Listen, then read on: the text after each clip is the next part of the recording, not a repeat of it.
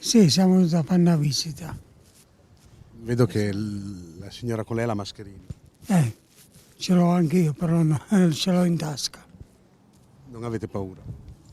Beh, un po' di agitazione c'è, ma del resto Ma non ci sono messe però adesso. no, si può solo fare la visita, senza messe.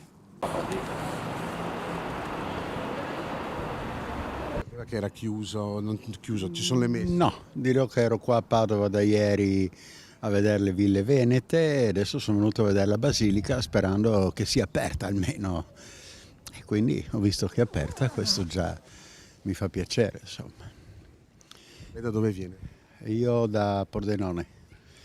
Non ha pensato di tornare a casa sapendo quello che è successo? Le vie del Signore sono infinite, cosa vuole? Cerchiamo di vivere perché c'è il coronavirus? C'era la peste, c'era di tutto. Se giunge l'ora, giunge l'ora.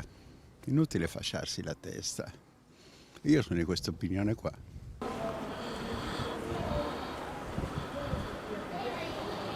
Siete italiani? No, francese e armena. Siete venuti al santo? Sì, così, solo per curiosità. Avete sentito cosa sta succedendo in Italia? Con il coronavirus? Sì. Sì? Non vi preoccupa? Beh no, assolutamente di no. Eravamo a Venezia ieri, tipo. Quindi dai, avevo deciso di non avere paura.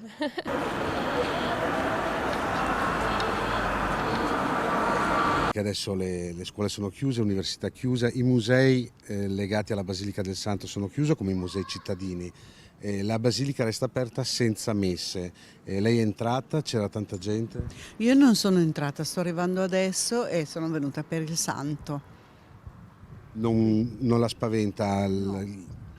No, perché ho sentito che insomma, prendere il virus è difficile, bisogna stare a distanze molto ravvicinate e non voglio farmi prendere da questa febbre, da questa paura. Quindi il santo mi proteggerà sicuramente. Mi piace. Ho già visitato ieri. Sì. Ma oggi è chiuso?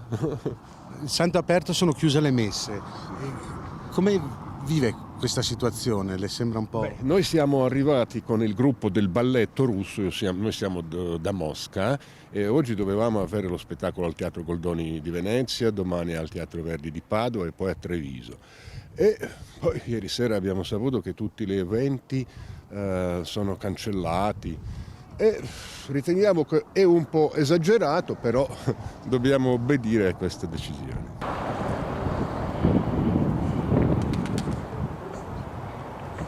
Io sono una turista, buongiorno. Ed è venuta al santo? Sì, diciamo che avevo in programma una serie di visite oggi a Padova che ovviamente sono saltate perché tutti i musei, la cappella degli Scrovegni sono stati chiusi e la basilica invece è rimasta aperta, quindi siamo entrati appunto a visitarla.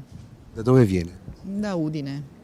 Ma quanta gente c'era dentro la basilica? Poche persone, pochissime persone ci sono all'interno, certo.